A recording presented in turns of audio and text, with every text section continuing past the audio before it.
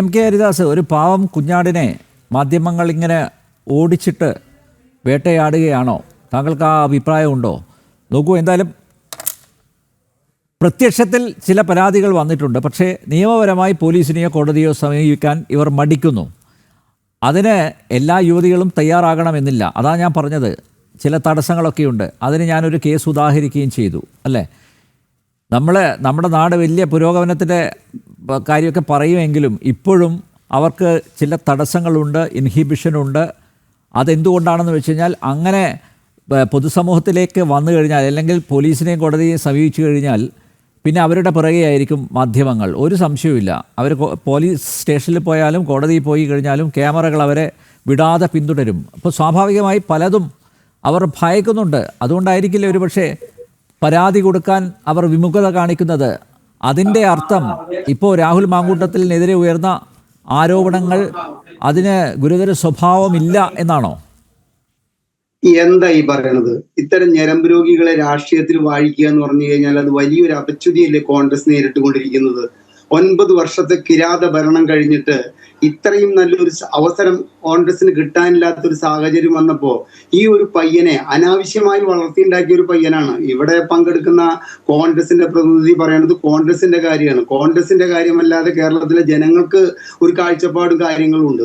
അപ്പൊ ഇദ്ദേഹത്തിന് എന്ത് പറ്റിയെന്ന് അറിയോ അനിൽ നമ്പ്യാർ? ഇദ്ദേഹത്തിന് നമ്മൾ പറയില്ലേ, അനാവശ്യമായിട്ട് ഇദ്ദേഹം ഇല്ലെങ്കിൽ നേരം പുലരുകയില്ല, നേരം ഇരുട്ടുകയില്ല എന്നുള്ളൊരു അവസ്ഥയിലേക്ക് കൊണ്ടുചെന്ന് എത്തിച്ചു കോൺഗ്രസ്. ഈ യൂത്ത് കോൺഗ്രസ് നേതാവ് ഇല്ലെങ്കിൽ ഒന്നും സംഭവിക്കില്ല.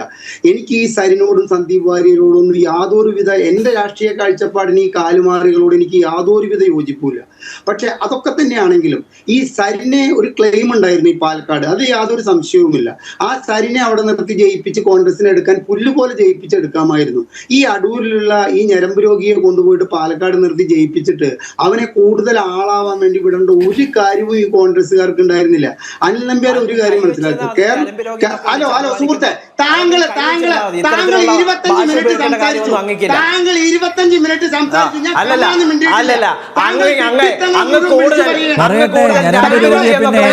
അപമാനിക്കേണ്ട ഒരു സാഹചര്യമില്ല. അങ്ങയുടെ ഉദ്ദേശവും അങ്ങേക്കാൾ വലുതായി വാക്കാനും അങ്ങേക്കാൾ വലുതായി സംസാരിക്കാനും എനിക്കറിയാം. അതുകൊണ്ട് അങ്ങ് വലിയ രീതിയിൽ വാവച്ച് ഏതാണ്ട് വല്ലാത്ത രീതിയിൽ സ്വീകരിക്കണം. എവിടെ ആരെ മത്സരിപ്പിക്കണം എം കെ ഹരിദാസ് അല്ല, ഏത് മണ്ഡലത്തിൽ ആരെ മത്സരിക്കണമെന്ന് തീരുമാനിക്കാൻ KPCC-ക്കും AICC-ക്കും ഉണ്ട്. അതുകൊണ്ട് അങ്ങയുടെ കാര്യം നോക്കിയാൽ മതി. അങ്ങ് എന്നൊന്ന് വിളിച്ചാൽ ആക്ഷേപിക്കാൻ വിചാരിച്ചാൽ അത് അങ്ങയുടെ കൈ വെച്ചിരുന്നാൽ മതി. കോൺഗ്രസ് നേതാവിനെ കോൺഗ്രസ് നേതാവിനെ വിളിക്കാൻ ശ്രമിച്ചു കഴിഞ്ഞാൽ അതിന് കൃത്യമായിട്ടുള്ള മറുപടി ഉണ്ടാകും. അതങ്ങ് കൈ വെച്ചിരുന്നാൽ മതി. എം കെ ഹരിദാസ് അതങ്ങ് കൈ വെച്ചിരുന്നാൽ മതി. ഒപ്പം തന്നെ ഒരു കാര്യം സൂചിപ്പിക്കാൻ ആഗ്രഹിക്കുന്നു, അങ്ങ് തീരുമാനിക്കേണ്ട ഏത് മണ്ഡലത്തിൽ മത്സരിപ്പിക്കണമെന്ന് എം കെ ഹരിദാസ് തീരുമാനിക്കേണ്ട. അങ്ങ് ബിജെപിയുടെ മാരാർജി ഭവനിൽ ചെന്ന് നിന്നിട്ട് അങ്ങ് പറഞ്ഞോളൂ. അല്ലാതെ കോൺഗ്രസിന്റെ കാര്യത്തിൽ അങ്ങ് തീരുമാനിക്കാൻ കഴിയില്ല. ഞങ്ങളുടെ നേതൃത്വത്തിന് അറിയാം ആരെ എവിടെ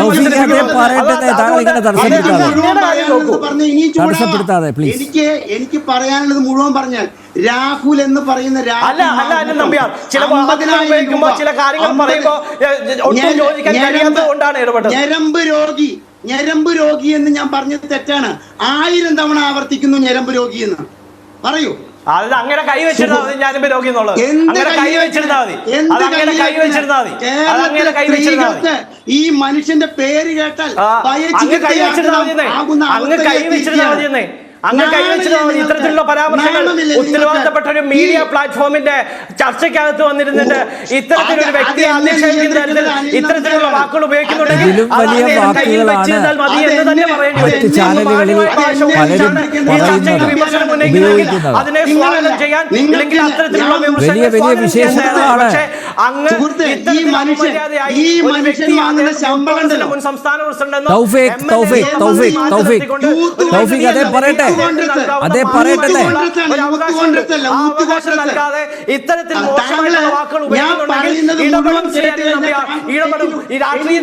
അല്ല, അഡ്വക്കേറ്റ് തൗഫീഖ് അദ്ദേഹം പറഞ്ഞു തീർക്കട്ടെ. താങ്കൾക്ക് ഞാൻ സമയം തരാം അഡ്വക്കേറ്റ് തൗഫീഖ്. ഇങ്ങനെ കിടന്ന് വേണം പറ്റാതെ. ഇത് ശരിയല്ല കേട്ടോ. ഇതൊരു മര്യാദയല്ല. പ്ലീസ് അദ്ദേഹം പറയട്ടെ, അദ്ദേഹത്തിന് പറയാനുള്ളത് പറയട്ടെ. താങ്കൾക്ക് നികുതിപ്പണമാവുമ്പോ ഇയാളിലെ ചെയ്തികളിലും ഇയാൾ ചെയ്തു കൂട്ടുന്ന വിഡിത്തങ്ങളും വിളിച്ചു പറയാനുള്ള എനിക്കുണ്ട്. പക്ഷേ ഇത്തരത്തിൽ മോശമായിട്ടുള്ള വാക്കുകൾ വന്നപ്പോ ഞാൻ പ്രതികരിച്ചു. അയ്യേ, താങ്കൾ എനിക്ക് പറയാനുള്ളത് മുഴുവൻ കേൾക്കൂ. കോൺഗ്രസ് എന്ന് പറഞ്ഞു കഴിഞ്ഞാൽ ഒരു പാരമ്പര്യം, 100 കൊല്ലത്തെ പാരമ്പര്യമുള്ള ഒരു പാർട്ടിയിലെ ഇത്തരത്തിലൊരു കരടിനെ എടുത്തിട്ട് താങ്കൾ എന്നെ പോലുള്ള ആൾക്കാരോട് ഇങ്ങനെ സംസാരിക്കരുത്. താങ്കൾക്ക് താങ്കളുടെ പിതാവാൻ പ്രായമുള്ളൊരു വ്യക്തിയാണ് ഞാൻ. താങ്കൾ രാഷ്ട്രീയം കാണുന്നതിനെക്കാട്ടിലും മുമ്പ് രാഷ്ട്രീയം കണ്ടിട്ടുള്ള വ്യക്തിയാണ് ഞാൻ. എന്നോട് ഇങ്ങനെ സംസാരിക്കരുത്, അങ്ങനെ സംസാരിക്കരുത്. താങ്കൾ 25 മിനിറ്റാണ് ഇരുന്ന് സംസാരിച്ചിരിക്കുന്നത്. എനിക്ക് താങ്കളോട് ഒരുപാട് വിയോജിപ്പുണ്ടായിരുന്നു, ഞാൻ മിണ്ടിയില്ലല്ലോ. കാരണം അതാണ് ഈ ചർച്ചയിലത്തെ മര്യാദ. ഞാൻ മുഴുവൻ പറഞ്ഞു കഴിഞ്ഞിട്ട് താങ്കൾക്ക് കിട്ടുന്ന അവസരത്തില് താങ്കൾക്ക് എന്നെ വിമർശിക്കാം. എന്നെ BJP-കാരനായോ CPM-കാരനായോ ആരാണെങ്കിലും വേണമെങ്കിൽ കണ്ടോളൂ, എനിക്കൊരു കുഴപ്പമില്ല. അനിൽ നമ്പ്യാർ, കേരളത്തിൽ പീഡിപ്പിക്കപ്പെട്ടിട്ടുള്ള ഒരു സ്ത്രീകൾക്കും നീതി ലഭിച്ച ചരിത്രമില്ല. അതിന് നടിയുടെ കാര്യം എന്ന് പറയണ്ട. ഇപ്പൊ സ്വപ്ന എന്ന് പറയുന്ന സ്ത്രീയുടെ ഓതന്റിസിറ്റിയെ കുറിച്ചിട്ട് നമുക്കൊക്കെ സംശയമുണ്ട്. അതുകൊണ്ട് ആ സ്ത്രീ വിളിച്ചു പറഞ്ഞ കാര്യങ്ങളെ കുറിച്ചിട്ട് കേൾക്കണ്ട. ഇവിടെ തീവ്രത കുറഞ്ഞ പീഡനം പാർട്ടിയുടെ പോലീസ് സ്റ്റേഷനിൽ നിന്ന് നിയോഗിച്ചിട്ടുള്ള CID-മാര് പറഞ്ഞുകൊണ്ട് CPM എത്ര പേരെ രക്ഷിച്ചിട്ടുണ്ട്. ശശീന്ദ്രൻ എന്ന് പറയുന്ന ഒരു വ്യക്തിക്ക്, AK ശശീന്ദ്രൻ എന്ന് പറയുന്ന വ്യക്തിക്ക് ധാർമ്മികതയുണ്ടെങ്കിൽ ഇന്ന് മന്ത്രിയായിരിക്കാൻ യോഗ്യതയുണ്ടോ? യോഗ്യതയില്ല. അതുപോലെ തന്നെ ഇന്ന് മുഖ്യമന്ത്രിയുടെ ഓഫീസ് അടക്കി വാഴുന്ന വ്യക്തിയെ 5 വർഷം പാർട്ടിയിൽ നിന്ന് മാറ്റി നിർത്തിയത് എന്തിനാ? ഞരമ്പ് രോഗം കൊണ്ടല്ലേ. അപ്പൊ ഞരമ്പ് രോഗികളുടെ എണ്ണം രാഷ്ട്രീയത്തിൽ കൂടി വരുന്ന സാഹചര്യത്തിൽ രാഷ്ട്രീയ പാർട്ടികൾ എന്ത് വേണമെന്നറിയോ? വളരെയധികം ദത്തശ്രദ്ധരായിരിക്കണം. കാരണം എന്താ വെച്ചാൽ യുവതയ്ക്ക്, ഇപ്പൊ ഞാൻ ഈ പറയുന്നത് എന്താ വെച്ചാൽ എൻ്റെ മക്കളും എനിക്ക് വേണ്ടപ്പെട്ട ഒരുപാട് പേരും ഈ IT പാർക്കിൽ, ടെക്നോ പാർക്കിൽ ജോലി ചെയ്യുന്നുണ്ട്, ഇവിടെ ഇൻഫോ പാർക്കിൽ ജോലി ചെയ്യുന്നുണ്ട്. അവിടെയൊക്കെ മൊത്തത്തിൽ സംസാരം എന്താ വെച്ച് കഴിഞ്ഞാൽ രാഷ്ട്രീയത്തെ വെറുക്കുകയാണ്. കാരണം ഒരു ഭാഗത്ത് അഴിമതി നിറഞ്ഞ ഭരണം, മറ്റൊരു ഭാഗത്ത് ഇത്തരത്തിലുള്ള സ്ത്രീ വിഷയങ്ങളിൽ ചെന്ന് ചാടുന്ന ജനപ്രതിനിധികൾ വരെ ഉണ്ടായിരിക്കുക. അപ്പൊ ഇത്തരം ഒരു സാഹചര്യത്തില് നമ്മൾ ഈ 6 മാസം മുമ്പ് ഈ മനുഷ്യനെ പറ്റിയിട്ട്, ഇന്ന് എന്നോട് കൃത്യമായിട്ട് ഈ സുഹൃത്തിന് എന്നെ അറിയില്ല, ഇവിടുത്തെ എറണാകുളത്ത് അറിയപ്പെടുന്ന യൂത്ത് കോൺഗ്രസ് നേതാവ് ഇന്ന് ഞാൻ ഈ ചർച്ചയുടെ സ്ലൈഡ് അയച്ചു കൊടുത്തപ്പോൾ, കാർഡ് അയച്ചു കൊടുത്തപ്പോൾ പറഞ്ഞ കാര്യങ്ങൾ എന്താണെന്നറിയോ? 6 മാസം മുമ്പ് കൃത്യമായിട്ട് ഈ മനുഷ്യന്റെ ഈ ഞരമ്പ് രോഗത്തെ കുറിച്ചിട്ട് പാർട്ടിയിലെ എല്ലാവരും പരാതിപ്പെട്ടിട്ടുണ്ട്, യൂത്ത് കോൺഗ്രസിലത്തെ. പക്ഷെ അന്ന് കൃത്യമായിട്ട് പാർട്ടി നടപടിയെടുത്തു. ഈ 9 പേരിലേക്ക് എത്തില്ല, ഇത് 6 പേരിലേക്ക് ഒതുങ്ങുമെന്ന് കൂടി ആ പാർട്ടി നേതാവ് എന്നോട് പറഞ്ഞിരിക്കുകയാണ്. അപ്പോ ഒരു വ്യക്തി ചെയ്ത കുറ്റം, ഇപ്പൊ ഇവരുടെ ഈ CPM-ന്റെ കാഴ്ചപ്പാട് തന്നെയാണ് ഞങ്ങളുടെ ഇത്തരം കാഴ്ചപ്പാടില് സ്ത്രീ പീഡന കേസുകളില് CPM പറയുന്ന അതേ നയം തന്നെയാണ് കോൺഗ്രസിന്റെയും. ഞങ്ങൾക്ക് അതേ കാഴ്ചപ്പാടാണ്, അല്ലെങ്കിൽ LDF-ന്റെ അതേ കാഴ്ചപ്പാടാണെന്ന് തന്നെയാണ് ഇവർ പറയുന്നത്. കാരണം MLA സ്ഥാനം രാജിവെക്കേണ്ട. ഈ മുകേഷിന്റെ ഈ വിഷയവുമായി ബന്ധപ്പെട്ടിട്ട് ഇതേ ഫ്ലോറിലെ അന്ന് നമ്മുടെ ബലദേവ് സച്ചിദാനന്ദായിരുന്നു ഇടതുപക്ഷത്തെ പ്രതിനിധീകരിച്ച് പങ്കെടുക്കുന്നത്. അദ്ദേഹം പറഞ്ഞത് എന്താ? എന്ത് വിഡിത്ത ഹരിദാസൻ നിങ്ങൾ പറയണത്? ഒരു MLA രാജിവെച്ച പിന്നീട് ഒരു MLA ആവാൻ സാധിക്കുമോ? മന്ത്രി. അപ്പൊ ഞാൻ ചോദിച്ചു, AK ശശീന്ദ്രൻ രാജിവെച്ചതോ? AK ശശീന്ദ്രൻ മന്ത്രിസ്ഥാനമാണ് രാജിവെച്ചത്, അത് വീണ്ടും തിരിച്ചു കിട്ടും. പക്ഷെ ഒരു MLA-ക്ക് രാജിവെച്ച് കഴിഞ്ഞാൽ വീണ്ടും ആ സ്ഥാനത്ത് എത്താൻ കഴിഞ്ഞില്ല എന്ന് വരുന്ന ഒരു സാഹചര്യത്തിൽ MLA-മാർ ഇത്തരത്തിലുള്ള ആരോപണത്തിന്റെ പേരിൽ രാജിവെക്കേണ്ടതില്ല. ഇപ്പൊ കോൺഗ്രസും പറയുന്നത് എന്താണ്?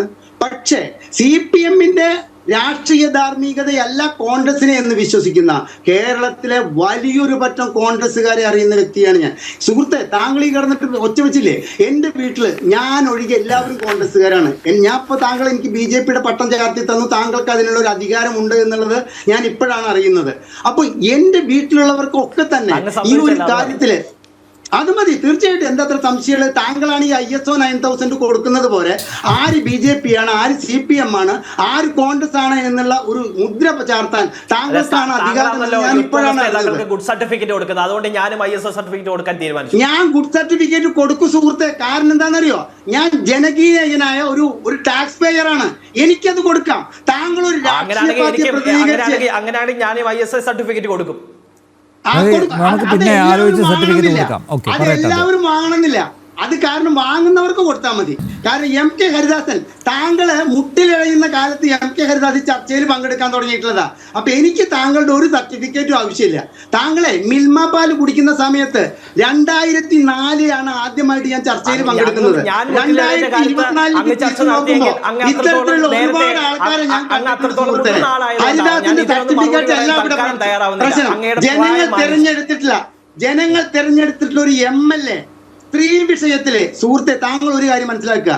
കട്ടാൽ പറയാം, കഷ്ടപ്പാടുകൊണ്ട് കട്ടു എന്ന് പറയാം. അതുമാതിരി തന്നെ കൊലപാതകം ചെയ്താൽ പറയാം ഞാൻ വൈരാഗ്യം കൊണ്ട് അയാളെ കൊന്നു. ഈ പെൺ വിഷയത്തിലെ പൊന്നു മോനെ, താങ്കൾ ഒരു കാര്യം മനസ്സിലാക്കുക. 65 വയസ്സായി ഞാൻ പറയുന്നത്. അതിനെ ഞരമ്പ് രോഗം എന്ന് ഞാൻ വിളിക്കുക.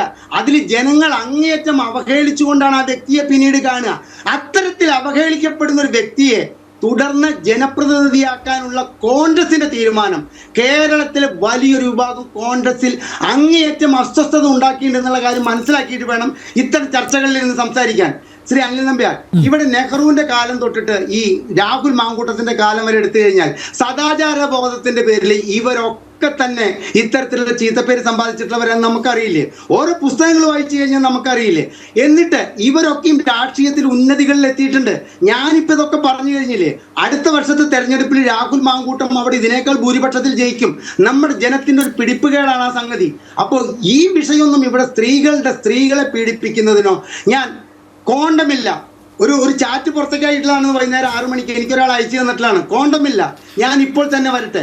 സുഹൃത്തെ, ഇന്നലെ നടത്തിയ പത്രസമ്മേളനം താങ്കൾ ശ്രദ്ധിച്ചു? രാഹുൽ മാങ്കൂട്ടം 8 മണിക്കൂർ അടയിരുന്നതിന് ശേഷം പുറത്തേക്ക് വന്നിട്ടുള്ളത് അതൊരു ചാനൽ ചർച്ചയായിരുന്നു. കാരണം പത്രക്കാരുടെ മുഴുവൻ വായടപ്പിച്ചിട്ട് എനിക്ക് പറയാനുള്ളത് മുഴുവൻ പറയണമെന്ന് പറഞ്ഞിട്ട് പത്രക്കാരുടെ ഒരു ചോദ്യത്തിന് മറുപടി പറയാതെ ഇറങ്ങിപ്പോകുമ്പോൾ ഈ ജനപ്രതിനിധി മനസ്സിലാക്കേണ്ടത് എന്തായിരുന്നു എന്നറിയോ?